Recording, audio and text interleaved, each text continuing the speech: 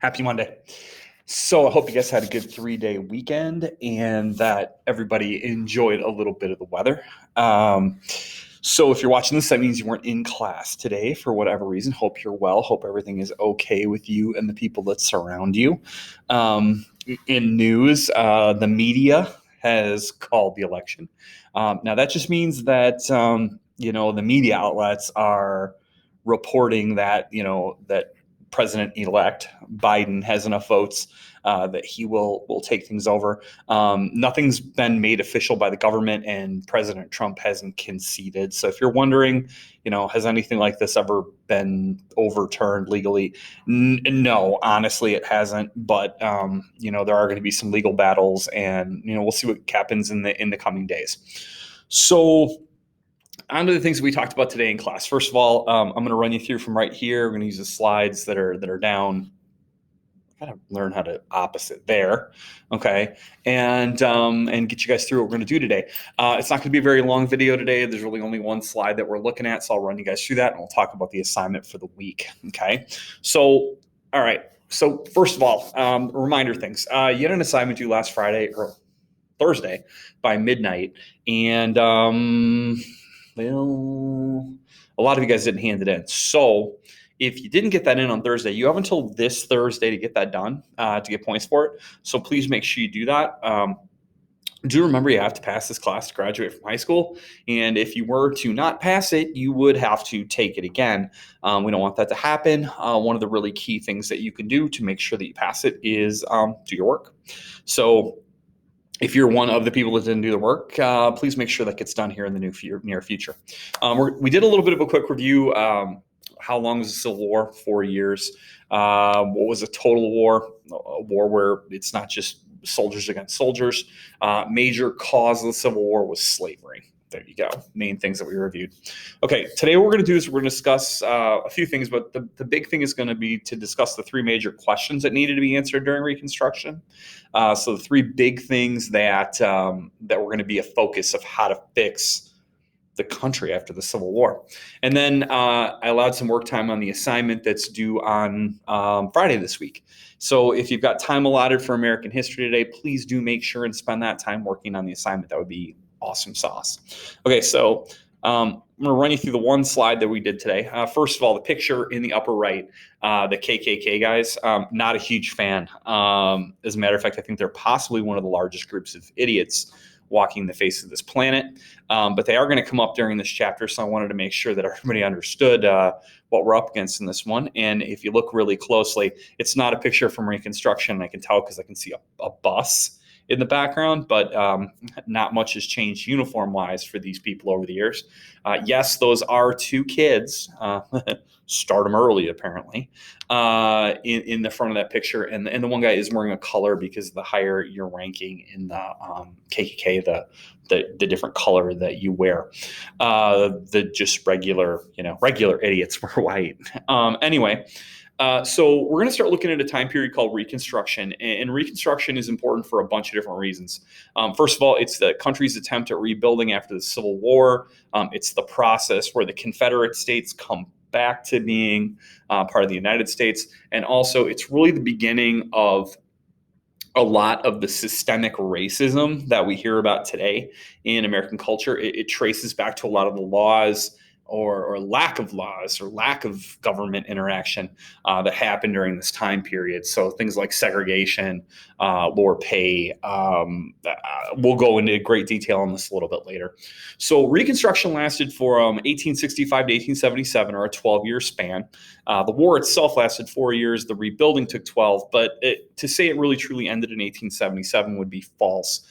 There's really a lot of evidence that Reconstruction is still going on today, 155 years later, where we still have the systemic racism in place that was created after the Civil War. But 12 years to get the stars back on the flag, I guess, is the way that I'm gonna kind of explain it to you guys. is we're really going to try to focus in on what was it that the southern states did and had to do in order to get their stars back on the flag, but also what other things happened during that time period. It's a brief period of peace, and the reason I put peace in quotes is it honestly wasn't very peaceful. Like I said, you have those knuckleheads running around the South, all kinds of violence, murder, or lynchings, and things like that that are happening in the South to not just the black people, the freedmen, as they're called, but also to whites who were helpful to those freedmen and to Republicans from the North that were supporting Reconstruction. And so it is a period of rebuilding, rebuilding the relationship, physical rebuilding of buildings and things like that, but more so the relationship than anything else. Okay, and it focused on three major issues. Not going to go really deep in any of the issues right now, but I will kind of tell you what it is and give you an overview. So the first issue is who should be in control, and what I mean by that is who gets to set the rules for what the southern states have to do to be readmitted. And to me, it would seem obvious that the answer is the government. The government as a whole, the federal government. Unfortunately, that's not really the way that it worked out. The president at the time wanted the power, and Congress, the House of Representatives and the Senate, they wanted the power. And so there was this constant butting of heads as to who would set the tone, because whoever sets the tone has the power. Whoever has the power is important, and that apparently, what have we learned? Power struggles are normal in government. The second question is, what are you going to do with the southern states, or what do you do with the southern states? And what I mean there is, what do the southern states have to do to be accepted back into the United States? And then what type of treatment are they going to receive after that? And so the question was, is it going to be a really quick, hey, bad South, end slavery and come on back to us, or are there going to be a lot of hoops and different things that they're going to have to do to get themselves back into the Union? Last but not least, what rights and freedoms should be given to the freedmen? First of all, freedmen is a former slave, okay, and there were about 4 million of them. That's a pretty significant number population-wise for back then. But what did they need? And so obviously, one of the things that I'm going to emphasize in this is that slavery is one of the worst things ever. Okay, it's terrible. But the day that they walk out into the fields or walk into the plantation house or wherever the slaves were and said, "Hey, you're free," now that person is facing a completely unique set of problems, and those problems are going to be, where am I going to get my next meal? I can't read and write. I don't have any place to live. I don't have a job. I don't have money, and I'm also, maybe this is the most important thing, I'm also living in a place where everybody hates me, and I'm going to be treated awfully. And so, what is the federal government going to do to protect those individuals? Okay, Reconstruction has some positives, but it also has some negatives. It ignored some really big ideas. It ignored the idea of equality, or it gave a little, but not just like a little. Instead of all of it, it gave like this much. Okay, and it created other problems. In trying to solve those three problems, all new garbage was created, those guys over there, but also, things like segregation and violence in the South, and just the strained relationship between the North and the South. Now, that's it for the notes for today. Please do get those down. Take a picture of the screen if that's how you roll, because we are going to take a test on this stuff, and I do want you to do well on it. Now, I am going to take a second, and I'm going to show you guys your class feed, so you can see the assignment for the week. The assignment for the week is called Reconstruction Overview. Sorry, there we go.